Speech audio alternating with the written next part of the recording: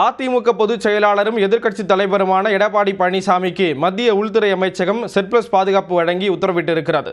இதற்கான காரணம் என்ன, யார் யாருக்கெல்லாம் இந்த பாதுகாப்பு வழங்கப்படுகிறது, பார்க்கலாம் இந்த தொகுப்பில்.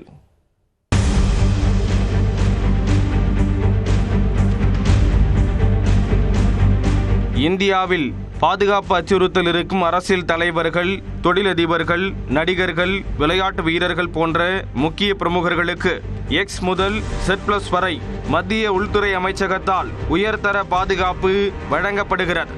பொதுவாக ஒரு பிரமுகருக்கு எந்த பிரிவின் கீழ் பாதுகாப்பு வழங்கலாம் என்பதை அவருக்கு இருக்கும் அச்சுறுத்தல் மற்றும் உளவுத்துறை அளிக்கும் தகவல்களின் அடிப்படையில் முடிவு செய்யப்படுகிறது. அந்த வகையில் அதிமுக பொதுச் செயலாளரும் எதிர்க்கட்சி தலைவருமான எடப்பாடி பழனிசாமிக்கு மத்திய அரசின் Z+ பாதுகாப்பு வழங்கப்பட்டுள்ளது. எடப்பாடி பழனிசாமிக்கு இதுவரை Y பிரிவு பாதுகாப்பு வழங்கப்பட்டு வந்த நிலையில் தற்போது Z+ பாதுகாப்பு வழங்கி மத்திய உள்துறை அமைச்சகம் அறிவித்துள்ளது.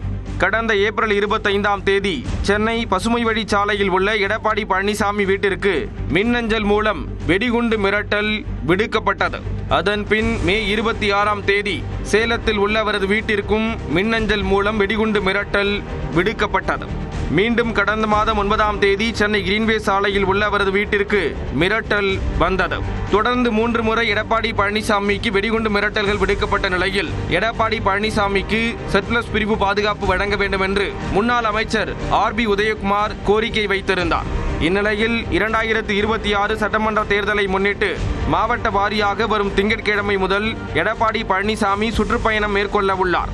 இந்த சூழலில் அவரது பாதுகாப்பு Y பிரிவிலிருந்து Z+ ஆக அதிகரிக்கப்பட்டுள்ளது. இந்தியாவில் 2வது உச்சபட்ச பாதுகாப்பு பிரிவு Z+ தான்.